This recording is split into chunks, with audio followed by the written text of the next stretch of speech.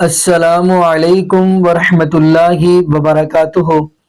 بسم اللہ الرحمن الرحیم۔ یا ایہا الناس انتم الفقراء الی اللہ واللہ هو الغنی الحمید۔ اے لوگو، آپ سارے کے سارے فقیر ہو اور اللہ غنی ہے، اللہ بادشاہ ہے۔ ناظرین، آج ہم جس حوالہ سے گفتگو کرنے جا رہے ہیں، یہ ویڈیو بڑی ہی اہم ہے اور خوشی کی بات بھی ہے کہ آج ہم اس مولانا کی آپ کو ویڈیو دکھانے جا رہے ہیں جنہوں نے ساری عمر شرک کی انتہا کر دی۔ یعنی انہوں نے یہی کہا، پیر عبد القادر جیلانی رحمۃ اللہ علیہ ہمارے غوث ہیں اور وہ نبی نوح کی کشتی میں سوار ہیں، اور پیر عبد القادر جیلانی رحمۃ اللہ علیہ ہزاروں کی تعداد کے اندر ان کے مجمع بیٹھا ہوتا تھا، اور ان کا جو مرید ہے ان کو قضائے حاجت آئی، ان کو اٹھا کے جنگل میں بٹھایا، پھر واپس لے کے آئے۔ خیر ناظرین، آج اس بندے نے توبہ کی ہے اور اس کا کہنا یہ ہے کہ اگر مشکل آ جائے تو اللہ سے مانگنا ہے، اگر پریشانیاں دکھ دور کرنے والا ہے تو وہ ایک اللہ ہی ہے، تو اگر ہمیں پریشانیوں دکھوں سے بچا سکتا ہے تو وہ ایک اللہ ہی بچا سکتے ہیں۔ آئیے ناظرین، ہم آپ کو اسی کی زبانی ویڈیو دکھاتے ہیں، پھر انشاءاللہ ناظرین اسی والا سے ہم بھی گفتگو کریں گے۔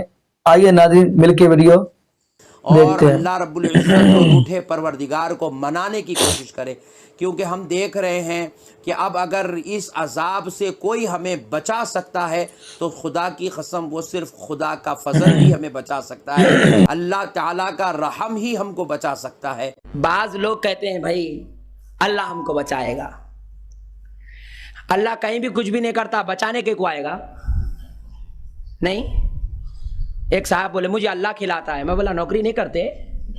کہ اب اگر اس عذاب سے کوئی ہمیں بچا سکتا ہے تو خدا کی قسم وہ صرف خدا کا فضل ہی ہمیں بچا سکتا ہے، اللہ تعالیٰ کا رحم ہی ہم کو بچا سکتا ہے۔ اٹھے گی بیٹھے گی المدد یا غوث اعظم، چلے پھرے المدد یا غوث اعظم، گاڑی میں بیٹھے یا غوث اعظم، اٹھے غوث اعظم، بیٹھے غوث اعظم، گھر کو گئے یا غوث اعظم، دواخانے کو گئے یا غوث اعظم۔ ہر روز یہ خبریں سنتے سنتے کلیجے کانپ رہے ہیں، دل دہک رہے ہیں۔ یہ وقت توبہ کا وقت ہے، یہ معافی چاہنے کا وقت ہے، یہ گریہ وزاری کرنے کا، گڑ گڑانے کا وقت ہے۔ جب کوئی غلام المدد یا غوث اعظم کہتا ہے، خدا کی قسم وہ جملہ ختم ہونے سے پہلے غوث پاک کی مدد نصیب ہوتی ہے۔ بس تو ہی تو ہے پروردگار، تیرے علاوہ کوئی سہارا نہیں ہے، تو ہی تو ہے مولا، تو ہی تو ہے مولا، تو ہی تو ہے مولا، اب رحم کر دے پروردگار۔ والذی یسیرکم فی البر والبحر، وہی اللہ ہے جو کہ تمہیں سیر کرواتا رہتا ہے زمین میں اور سمندر میں۔ حتی اذا کنتم فی الفلک، یہاں تک کہ جب تم کشتی میں سوار ہوتے ہو، وجرین بہم بريح طیبہ، اور ہوا چلنے لگتی ہے مسافروں کے لیے موافق، وفرحوا بها، اور اس میں بیٹھے ہوئے لوگ بڑے فرحت بخش ہوتے ہیں، بڑی خوشی میں اپنا وقت گزار رہے ہوتے ہیں۔ جاءتها ریح عاصف، تو اچانک بڑی تند و تیز ہوا آ جاتی ہے۔ وجاءہم الموج من کل مکان، اور ہر طرف سے سمندر کی موجیں جو ہیں وہ اٹھنا شروع ہو جاتی ہیں، یعنی سمندر میں اچانک طوفان آ جاتا ہے۔ اور جب یہ حالت ہوگی تو پھر کیا ہوگا؟ کوئی بھی کسی اور ہستی کو نہیں پکارے گا۔ اللہ وَظَنُّوا أَنَّهُمْ أُحِيطَ بِهِمْ، اور لوگوں کو اب یہ یقین ہو جاتا ہے کہ اب وہ گھیر لیے گئے سمندری طوفان کے اندر، اس بھنور کے اندر۔ دعوا اللہ مخلصین لہ الدین، تو پھر اس وقت اللہ کو وہ پکارتے ہیں خالص اس کے لیے اپنے دین کو کرتے ہوئے۔ اس وقت اللہ کے علاوہ کوئی اور ہستی ان کو یاد نہیں آتی، اور کیا کہتے ہیں؟ لَإِنْ أَنْجَيْتَنَا مِنْ هَذِهِ، کہ اے اللہ اگر تو نے ہمیں اب بچا لیا، لَنَكُونَنَّ مِنَ الشَّاكِرِينَ، تو ہم ضرور شکر گزاروں میں شامل ہو جائیں گے۔ ایک دفعہ بس اس سمندری طوفان سے اللہ بچا لے۔ اس وقت اللہ کے علاوہ کوئی اور ہستی یاد نہیں آتی، اور یہ حقیقت بات ہے۔ آج آپ تصور کریں جو لوگ اللہ کے علاوہ اور ہستیوں کو پکارتے ہیں ان کو پتہ ہے کوئی کچھ نہیں کر سکتا, کوئی کسی کی تکلیف نہیں. بھائی میرا پیشاب بند ہو جائے نا, دنیا کے کسی بڑے سے بڑے عالم, کسی بڑے سے بڑے بزرگ, کسی بڑے سے بڑے مفسر کا پیشاب بند ہو جائے نا, زمین و آسمان کی ساری مخلوقات مل کے اس کا پیشاب نہیں چلا سکتی. اتنا انسان جو ہے وہ مجبور محض ہے, ہر چیز اللہ کے کنٹرول میں ہے. تو اللہ تعالیٰ فرماتا ہے جب یہ سمندری طوفان آتا ہے پھر یہ اور ہستیوں کو پکارتے ہیں, اور ہستیوں کو نہیں صرف اللہ کو پکارتے ہیں, خالص اس کے ساتھ توحید کرتے ہوئے. اور یہ کبھی آپ کو تجربہ ہو نا, میرے آفس میں ایک بھائی تھے تو وہ اللہ کے علاوہ اور ہستیوں کو بھی پکارتے تھے. میں نے کہا ایمانداری سے بتاؤ کہ جب آفس کے کام کے سلسلے میں ہم اکثر اسلام آباد سے کراچی جانا ہوتا ہے اور بسا اوقات وہ ایئر پاکٹس بھی آ جاتی ہیں جس کی وجہ سے جہاز اچانک وہ لڑکھڑانا شروع کر دیتا ہے اور لگتا ہے ابھی پر ٹوٹے کے ٹوٹے اس کے, اور بسا اوقات تو بالکل ایک بار موت سامنے نظر آنا شروع ہو جاتی ہے. تو جب ایسی کبھی کنڈیشن ہو جائے اور اوپر سے کیپٹن بھی جو ہے وہ پائلٹ وہ اناؤنسمنٹ کر دے کہ اب جہاز نہیں بچنے والا, تو ایمانداری سے بتاؤ اس وقت شیخ عبد القادر جیلانی کو پکارو گے, سیدنا علی کو پکارو گے, یا اللہ کو؟ کہتے جی اللہ کو پکارے. یہ انسان کے انسٹنکٹ میں ہے, اللہ کے علاوہ کوئی اور یاد نہیں آتا. لیکن جب اللہ تعالیٰ نجات دے دیتا ہے پھر کیا ہوتا ہے, وہ آگے پڑھے. فلما انجاہم اذ ہم یبغون فی الارض, جب ہم انہیں نجات دے دیتے ہیں اس طوفان سے تو پھر زمین میں آ کے دوبارہ بغاوت شروع کر دیتے ہیں. بغیر الحق, حق کے بغیر, بغیر کسی وجہ کے, بغیر کسی مقصد کے پھر اللہ کے باغی ہو جاتے ہیں. سورۃ النمل کی آیت نمبر 62. امن یجیب المضطر اذا دعاہ, بھلا بتاؤ تو کون ہے وہ کہ جو مصیبت میں گھرے ہوئے شخص کی فریاد کو سنتا ہے. وَيَكْشِفُ السُّوءَ, اور وہ اس سے تکلیف بھی دور کر دیتا ہے. وَيَجْعَلُكُمْ خُلَفَاءَ الْأَرْضِ, اور وہی تو ہے جو تمہیں اس زمین پر اگلوں کا خلیفہ کرتا ہے. یعنی جن ہستیوں کو تم پکار رہے ہو وہ تو مرتی جا رہی ہیں, ان کی جگہ اللہ نے تمہیں اب بنا دیا, تمہیں دنیا پہ وارث بنایا اس زمین کا. اِلَٰهٌ مَّعَ اللَّهِ, کیا اللہ کے ساتھ کوئی اور الہ بھی ہے؟ قَلِيلًا مَّا تَذَكَّرُونَ, لیکن تم بہت ہی کم نصیحت حاصل کرتے ہو. تو اس آیت میں واضح طور پر یہ بات آ گئی کہ جسے مصیبت اور پریشانی میں پکارا جائے وہ صرف الہ ہی ہو سکتا ہے, معبود ہی ہو سکتا ہے. اس آیت کے تحت یہ بات بالکل کلیئر ہو گئی کہ اللہ کے علاوہ کسی بھی اور ہستی کو, چاہے اللہ کے اذن سے یا بغیر اذن کے کسی بھی اعتبار سے یہ سمجھا جائے کہ اس سے دعا مانگی جا سکتی ہے تو گویا اسے معبود بنانے کے ہی مترادف ہے. بالکل کلیئر کٹ آیت ہے یہ.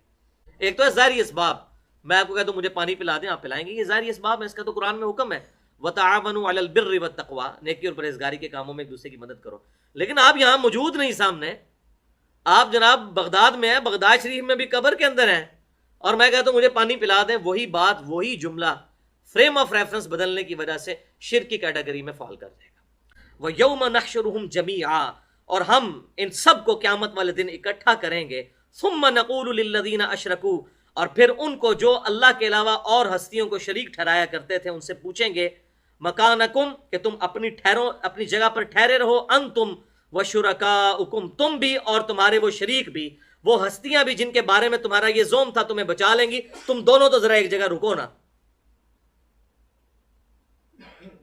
فَزَيَّلْنَا بَيْنَهُمْ, تو اللہ تعالیٰ ان کے آپس کے رشتے منقطع کر دے گا. وَقَالَ شُرَكَاؤُهُمْ مَا كُنْتُمْ إِيَّانَا تَعْبُدُونَ, تو ان کے وہی ہستیاں جن کو وہ مشکل کشا سمجھ کے پکارا کرتی تھیں اور وہ اللہ کے ساتھ شریک ان کو ٹھہرایا کرتے تھے, وہ کہیں گے کہ تم ہماری عبادت تو نہیں کیا کرتے تھے, ہمارا تو تمہارے سے کوئی تعلق ہی نہیں ہے.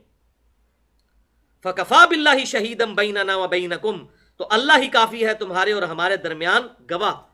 ان کننا عن عبادتکم لغافلین, بے شک ہم تو تمہاری عبادت سے غافل تھے. تم ہمیں پکارتے رہے ہو, شیخ عبد القادر جیلانی کہیں گے, سیدنا علی کہیں گے, ہمیں تو پتہ ہی نہیں تھا, تم ہمیں پکارتے رہے ہو. ہنالک تبلو کل نفس ما اسلفت, وہاں آزما لے گا ہر شخص جو اس نے آگے بھیجا تھا. وردوا الی اللہ مولاہم الحق, اور تمہیں لوٹایا جائے گا اس سچے مولا کی طرف. وہ مالک حقیقی، وضل عنہم ما کانوا یفترون، اور گم ہو جائیں گے ہر وہ جن کے بارے میں وہ افطرا باندھا کرتے تھے۔ اب یہاں پہ جو ہمارے جاہل علماء نے پھیلا دیا، نہیں جی وہ تو اللہ کو نہیں مانتے تھے تو اس لیے قرآن کی آیات تو بتوں کے بارے میں ہے، یہ ہمارے بارے میں نہیں ہے، تو پورا قرآن ہی پھر انہوں کے بارے سے ساڑھے والے ہے ہی نہیں ہے۔ نان سینس بات ہے یہ تو، بالکل اس طریقے سے ہے جیسے کوئی ٹریفک سگنل پہ کھڑا ہوا سپاہی کہے کہ یہ جو ٹریفک کے قوانین ہے نا یہ تمہارے لیے ہیں، اگر تم نے سگنل توڑا نا تو تم پہ لگیں گے۔ تو ہم تو اس کو پھر ننگی بات کریں گے، بھائی میرے تم تو اس کے امین ہو اس ٹریفک کے قوانین کے، تم پہ تو ڈبل جرمانہ ہونا چاہیے اگر تم ٹریفک سگنل توڑتے ہو۔ تو مسلمان وہی جرم کرے جن جرموں کو اللہ تعالیٰ کافروں کے لیے ٹانٹ کا ذریعہ بنا رہا ہے، ان کے لیے تانے کا، تو مسلمان تو بڑا مجرم ہے۔ تو اے نبی ان سے پوچھو، بتاؤ رزق کون آسمان اور زمین میں تمہیں دیتا ہے؟ امن یملک السمع والابصار، کون ہے تمہارے کانوں اور آنکھوں کا مالک؟ ومن یخرج الحی من المیت، کون ہے جو مردے کو نکالتا ہے زندہ کو نکالتا ہے مردہ میں سے؟ ویخرج المیت من الحی، اور نکالتا ہے مردہ کو زندہ میں سے۔ ومن یدبر الامر، اور کون ہے جو سارے کاموں کا انتظام کرتا ہے؟ فسیقولون اللہ، تو یہ مشرکین عرب آپ سے کہیں گے اللہ ہی کرتا ہے۔ قل فقل افلا تتقون، تو اے نبی فرماؤ کیا تم ان سے ڈرتے نہیں ہو اس اللہ سے؟ جب تم مان رہے ہو کہ یہ سارے کام اللہ کرتا ہے، پھر اللہ کے ساتھ اور ہستیوں کو شریک کیوں ٹھہراتے ہو؟ تو یہ آج کل بعض لوگ توحید اس کو سمجھ رہے ہوتے ہیں، جی وہ بارش اللہ برساتا ہے، آنکھیں اللہ نے دی ہیں، فلاں چیز اللہ نے دی ہے، یہ توحید تو بھائی مشرکین عرب بھی مانتے تھے۔ جب حضور نے کہا کہ بتوں سے کچھ نہیں ہوتا، ایک اللہ سے ہونے کا یقین پیدا کرو، ان کا اے ہوں تہاڈی گل نہیں مننی سی۔ یہ تو دیکھ لیں ساری یہی توحید، یہ والی توحید جو ہے توحید ربوبیت، وہ تو سارے مان رہے ہیں۔ فذالکم اللہ ربکم الحق، یہ ہے اللہ جو حقیقی تمہارا پروردگار ہے، جس کی یہ خصوصیات ہے۔ خود بھی مان رہے ہو کہ آسمان سے رزق نازل کرتا ہے اور زندہ کو مردہ سے نکالتا ہے، مردہ کو زندہ سے نکالتا ہے، تمہارے کانوں کا مالک ہے، تمہاری آنکھوں کا مالک ہے، ہر کام کی تدبیر وہ کرتا ہے۔ فماذا بعد الحق الا الضلال، تو اس حق کے آنے کے بعد گمراہی کے سوا کچھ نہیں بچتا، بس یہی حق ہے، بس اس کے علاوہ جتنا کچھ تم بیان کرتے ہو سب گمراہی ہے۔ فأنا تصرفون، تو تم کہاں پر اپنا رخ پھیرے جاتے ہو؟ کذالک حقت کلمۃ ربک علی الذین فسقوا، بے شک تمہارے رب کی بات یوں ثابت ہو چکی ہے ان لوگوں کے لیے جو فسق و فجور کرتے ہیں، انہم لا یؤمنون، کہ وہ ایمان نہیں لے کر آئیں گے۔ جو جان بوجھ کر جنہوں نے گمراہی اختیار کی ہے، وہ اب اللہ تعالیٰ کی طرف سے انہیں توفیق نہیں ملے گی۔ قل هل من شرکائکم من یبدأ الخلق، اے نبی ان سے پوچھو کہ جو اللہ کے ساتھ تم نے اور شریک ٹھہرا لیے ہیں، کیا ان میں سے کوئی تخلیق بھی کر سکتا ہے؟ کریشن ایکس نہیلو، عدم محض سے وجود کسی چیز کو بخش سکتا ہے، ابدا کر سکتا ہے؟ ثم یعید، اور اسے لوٹا بھی دے۔ قل اللہ، تم فرماؤ یہ اللہ ہی کر سکتا ہے۔ یبدأ الخلق، اللہ ہی پہلی دفعہ مخلوق کو پیدا کرتا ہے، ثم یعید، اور دوبارہ بھی وہی لوٹائے گا، یعنی مرنے کے بعد زندہ کرے گا۔ فأنا تؤفکون، تو پھر تم کہاں پر الٹے پھیرے جاتے ہو؟ قل هل من شرکائکم من یہدی الی الحق، اے نبی ان سے پوچھو کیا اللہ کے ساتھ جو اور ہستیاں تم نے شریک ٹھہرا لی ہیں، کیا وہ بھی کسی راستے کی طرف رہنمائی کر سکتی ہیں؟ قل اللہ، تم فرماؤ اللہ کرتا ہے۔ یہدی للحق، حق کی طرف رہنمائی۔ افمن یہدی الی الحق، بھلا بتاؤ تو کہ جسے اللہ تعالیٰ نے حق کی طرف، کیا جو رائے حق کی طرف رہنمائی کرے، احق ان یتبع، تو کیا وہ زیادہ حقدار ہے کہ اس کی پیروی کی جائے؟ ام لا یہدی الا ان یہدا، یا اس کی پیروی کی جائے کہ جو کسی کو کوئی راستہ نہیں دکھا سکتا جب تک کہ اسے خود راستہ نہ دکھایا جائے۔ جو خود محتاج ہے وہ کسی کے لیے کوئی معاملہ کیسے؟ ظاہر ہے ہر شخص محتاج ہے۔ اگر اس وقت یہ روشنی ساری غائب ہو جائے تو ہم دیکھ نہیں سکتے، اتنے ہم کمزور ہیں۔ تو اللہ تعالیٰ فرما رہا ہے کہ پیروی کرو، اس کی اتباع کرو کہ جو لوگوں کو ہدایت کی طرف راہ راست دکھاتا ہے، اور جو خود محتاج ہے اس کی پیروی نہ کرو۔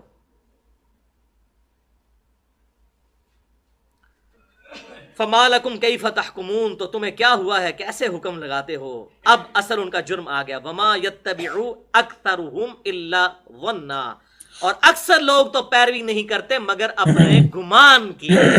ان الظن لا یغنی۔ جی ناظرین، آپ نے یہ ویڈیو ملاحظہ فرمائی۔ ناظرین چلے اس پہ بھی ہم الحمدللہ کہتے ہیں کہ اللہ کا بڑا احسان ہے کہ یہ بندہ اللہ رب العالمین کی طرف آ گیا ہے، ورنہ آپ ناظرین سورہ ہود کا مطالعہ کریں. نبی نوح علیہ السلام دیکھیں اللہ کا نبی ہے.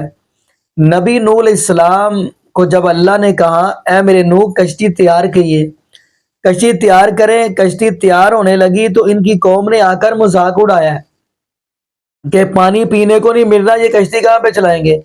نبی نوح علیہ السلام فرمانے لگے کہ آج آپ کی باری ہے، کل میری بھی آ جائے گی. جب خیر کشتی بن گئی تو اللہ پاک فرمانے لگے اے میرے نوح علیہ السلام اس کشتی کے اندر جوڑا جوڑا سوار کر لو، چاہے خنزیروں کا ہو، بندروں کا ہو، لیکن شرط یہ ہے کہ اس کے اندر مشرک سوار نہ ہو.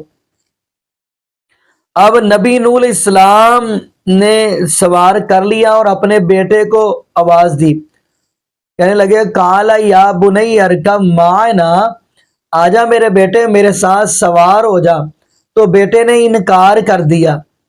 ناظرین بیٹا نبی کا ہو، باپ نبی کا ہو، حضرت ابراہیم علیہ السلام کا باپ آزر، اور نبی کی بیوی ہو، اگر اللہ ان کو مارنا چاہے تو نبی بھی بچا نہیں سکتے. اب دیکھیں سورہ ہود کے اندر نبی نوح علیہ السلام کا بیٹا سامنے آنکھوں کے سامنے غرق ہو رہا ہے، حتیٰ کہ نبی نوح علیہ السلام نے یہ بات کہی اللہ یہ تو میرا اہل ہے. فرمایا نہیں اے میرے نوح علیہ السلام جس بات کا آپ کو علم نہ ہو آپ وہ بات نہ کریں. ناظرین اس سے یہ پتہ چلتا ہے، ان آیات سے پتہ یہ چلتا ہے کہ جس کو اللہ مارنے پہ آ جائے اس کو کوئی بچا نہیں سکتا چاہے وہ نبی ہو، اور جس کو اللہ بچانے پہ آ جائے اس کو پھر کوئی مار نہیں سکتا. بات یہ ہے کہ جس کو اللہ مارے اسے کوئی چھڑا نہیں سکتا، اسے کوئی بچا نہیں سکتا، اور جس کو اللہ بچائے اسے کوئی مار نہیں سکتا.